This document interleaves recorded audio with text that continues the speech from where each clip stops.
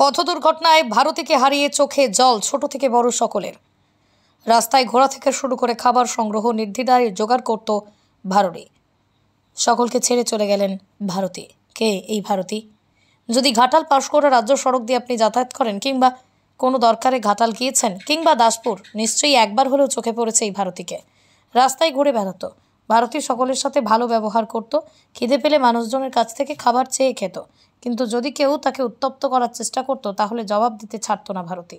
ভারতীকে কেউ বলে পিসি, কেউ বলে মাসি, সকলের সাথেই কথা বলে দিন কাটত। তার মাঝে মাঝে গানও শোনাতো।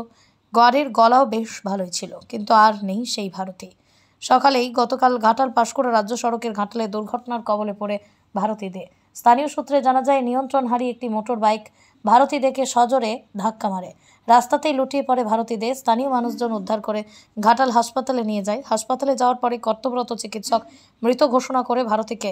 খবর আছে যে ভারতীদের বাড়িতে, জানা যায় ভারতীর বাড়ি দাসপুরের বৈকুণ্ঠপুর অস্তল এলাকায়।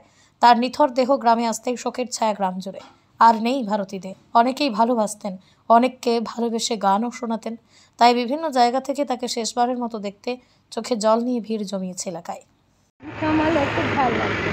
দাড়ি কাটলে? আচ্ছা ঠিক আছে, দাড়ি কাট বলে। ঠিক আছে, দেখছি। নাড়া জল 1 চক্কর তো পায়ের ফুলাটা কমেছে, দেখি কোথায়। হ্যাঁ কমেছে, ঠিক আছে। আমার নামটা বল। হ্যাঁ বিট্টু। আমাকে ভালো আছে তো তুই? ঠিক আছে, আচ্ছা ঠিক আছে ঠিক আছে। এটা দেখে না আগে আগে কি খাবি? কি খাবো, কি জুটবো ওটা বল। কি খাবি? আমি এনে দিচ্ছি। বল কি বল, কি খাবি? হ্যাঁ ঠিক আছে। তো কোথায় দাঁড়াবি? না, হাসপাতালের এমার্জেন্সিতে দাঁড়া। আমি যাচ্ছি, এনে দিচ্ছি, ভাত এনে দিচ্ছি। হ্যাঁ, বিষয়টা হচ্ছে আমাদের যে পিসিমা, সবাই চিনবে, যে রাস্তায় রাস্তায় ঘুরতো খেপার মতন, তার নাম ভারতী দে। গত পরশু রাত্রিতে ঘাটাল হসপিটালের সামনে কোনো গাড়িতে তাকে ধাক্কা মারে এবং ওখানে স্থানীয় মানুষ নিয়ে গিয়ে হসপিটালে ভর্তি করে। আমাদের দিকে খবর দেওয়া মাত্রই আমরা তারপর দিন সকালে যাই, ওখানে ভর্তি ছিল হসপিটালে।